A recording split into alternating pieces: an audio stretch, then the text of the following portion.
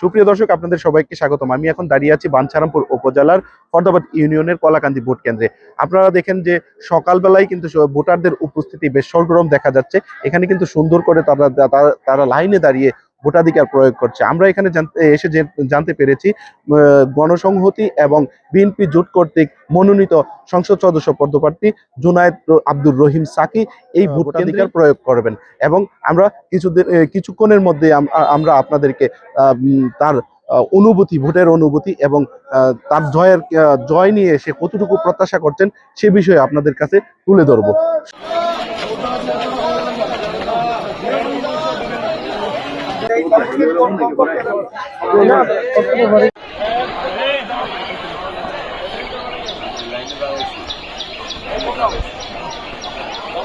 BNP জোট এবং গণসংহতি আন্দোলনের প্রধান সমন্বয়কারী জুনায়েদ আব্দুর রহিম সাকি ভোটাধিকার প্রয়োগের জন্য কিন্তু ভোট কেন্দ্রে ঢুকেছেন এবং কিছুক্ষণের মধ্যে কিন্তু তিনি ভোটাধিকার প্রয়োগ করবেন এবং আপনারা দেখছেন যে তিনি লাইনে দাঁড়িয়ে ভোট দেওয়ার জন্য ইতিমধ্যে লাইনে দাঁড়িয়েছেন এবং কিছুক্ষণের মধ্যে তিনি ভোটাধিকার প্রয়োগ করবেন। আমরা সরাসরি আপনাদেরকে দেখানোর চেষ্টা করব।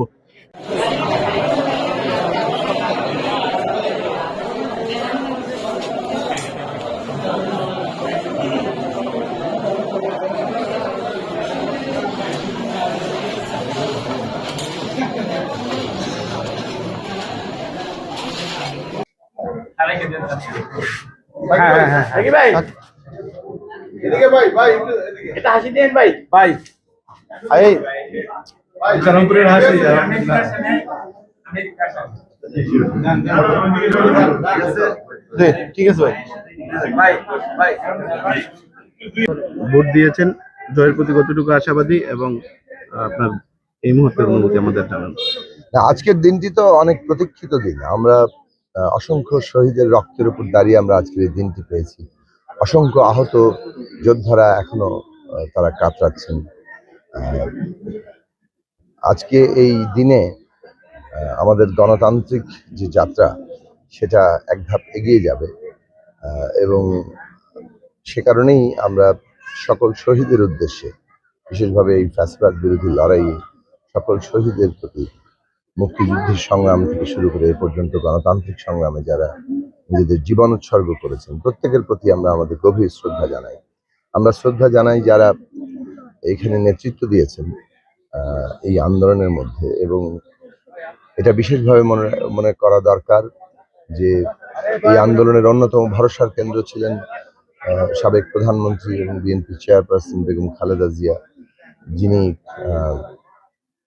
এই আজকের দিনটি দেখে যেতে পারেননি। সেটা তারপরেও বাংলাদেশ এগিয়ে যাচ্ছে। আমরা স্মরণ করি ইভেন এই বাঞ্ছারামপুরেরও যারা শাহাদাত বরণ করেছেন প্রত্যেকে। আপাতত এখন পর্যন্ত আমরা যেটা দেখতে পাচ্ছি যে নানা আশঙ্কা সত্ত্বেও ভোট কেন্দ্রে মানুষ আসছেন এবং আমি তো প্রথম ভোট দিলাম এখানে। এই ভোট কেন্দ্রে একটা শান্তিপূর্ণ অবস্থায় আছে। ইতিমধ্যে যা কিছু খবর পেয়েছি এখনো শান্তিপূর্ণ অবস্থায় আছে এবং আমরা আশা রাখি আমাদের প্রত্যেকেই যারা আমরা প্রতিদ্বন্দ্বিতা করছি এই শান্তিপূর্ণ অবস্থা বজায় রাখার জন্য আমরা সবাই কাজ করব। আমরা একটা সুষ্ঠু, অবাধ এবং গ্রহণযোগ্য নির্বাচন চাই। অনেক লড়াই, অনেক রক্তের বিনিময়ে আমরা এই পরিবেশটা তৈরি করতে পেরেছি। কাজেই এটাকে কোনোভাবে যাতে নস্যাৎ না হয়, প্রত্যেক প্রার্থীকেই সেই বিষয়টি খেয়াল রাখতে হবে। প্রত্যেক প্রার্থীকেই বিবেচনা করতে হবে যে নির্বাচন মানেই কেউ না কেউ জয় পরাজয় থাকবে। কেউ ভোট বেশি পাবেন, কেউ কম পাবেন। গণতন্ত্রের সৌন্দর্য হচ্ছে ভোট বেশি পেলেই হয়তো তারা দায়িত্ব পান, কিন্তু যারা ভোট কম পান তাদেরও প্রতিনিধিত্ব নিশ্চিত করা, তো এবং তাদের স্বার্থটাও মর্যাদাও সেখানে সামনে রাখা।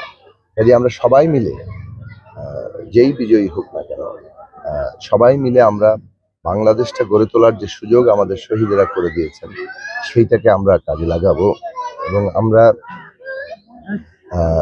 বাংলাদেশে যে একটা রাষ্ট্র ব্যবস্থার গণতান্ত্রিক রূপান্তর, সংস্কার, মেরামতের মধ্য দিয়ে একটা নতুন রাজনৈতিক বন্দোবস্ত আমরা প্রতিষ্ঠা করতে চাইছি, সেটা আমরা সফল হব।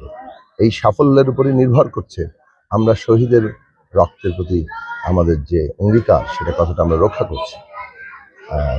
আমরা এই ব্রাহ্মণবাড়িয়া ৬ বাঞ্ছারামপুর আসনে গণসংহতি আন্দোলনের পক্ষ থেকে মাথাল মার্কে আমরা নির্বাচন করছি।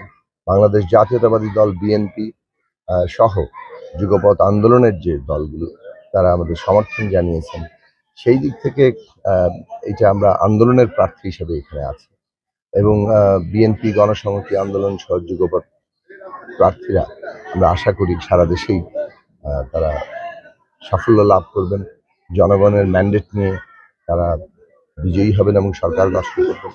আমরাও আশা রাখি যে বাঞ্ছারামপুর ৬ যুগপৎ জোটের প্রার্থী হিসেবে মাথাল মার্কাকে জনগণ ভোট দিয়ে বিজয়ী করবেন এবং আমরা আমাদের যে কাঙ্ক্ষিত লক্ষ্য বাংলাদেশটা পুনর্গঠন করা, এই বাঞ্ছারামপুরকেও নতুন করে গড়ে তোলা, সেই কাজে আমরা এগিয়ে যেতে পারব। এই কেন্দ্রে আমি প্রথম ভোট দিলাম।